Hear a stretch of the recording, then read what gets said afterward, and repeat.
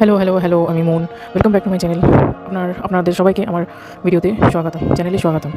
আজকের ভিডিওটা একটু আলাদা হবে। আমি আজকে এসআইআর এর ব্যাপারে একটু কথা বলতে চাই। কথা না, জাস্ট দেখাতে চাই আপনাদের ভোটার লিস্টের নামটা আপনারা কেমন করে অনলাইনে দেখে নিতে পারবেন, সেটার আজকে আমার ভিডিওটা। ঠিক আছে, তাহলে দেখানো যাক। হ্যালো।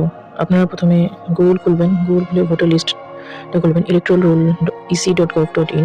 ওটা খোলার পর এই যে সিলেক্ট স্টেট যে করতে হবে, সিলেক্ট স্টেট করার পর ওয়েস্ট বেঙ্গল করবেন। তারপর এসআইআর ড্রাফট রুল 2026 ডিস্ট্রিক্ট, যেগুলো আপনার যেটা ডিস্ট্রিক্ট সেটা দিবেন। যেমন আমি এখানে কি দিয়েছিলাম, নদিয়া দিয়েছিলাম। তো অ্যাসেম্বলি কনস্টিটিউট ওটা যেটা আপনাদের সেটা নেবেন। এটা কৃষ্ণনগর আমি দিয়েছিলাম। তারপর এটা ক্যাপশা আসবে।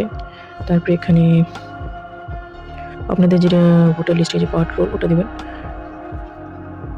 এখানে আমি ক্যাপশাটা দিচ্ছিলাম। এই যে পোলিং স্টেশন যেটা আছে সেখানে এটা বেরিয়ে যাবে। এটা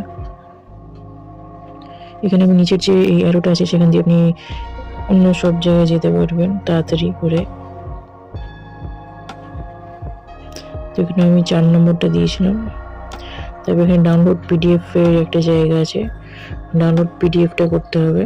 তারপর এটা আপনার ক্রোমে এটা সেভ হয়ে থাকবে। তো ক্রোম খুলে যে ডাউনলোডের যে 3টা ডট যে উপরে থাকে ওটাতে গিয়ে আমরা ডাউনলোডের অপশনে গিয়ে ওটা চুজ করে নেবেন। যেমন এখানে আমাদের ডাউনলোড হয়ে আছে।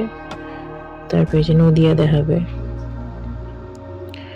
এই যে নদিয়া 16/12/2025 এই ড্রাফট রুলটা বেরিয়েছে। এই যে নদিয়া কৃষ্ণনগর 2 ব্লক কৃষ্ণনগর 2 এগুলো সব বেরিয়ে যাবে। এরকম করে আপনি আপনার দেখতে পাবেন যে আপনার ভোটার লিস্টে নাম আছে কিনা। Thank you.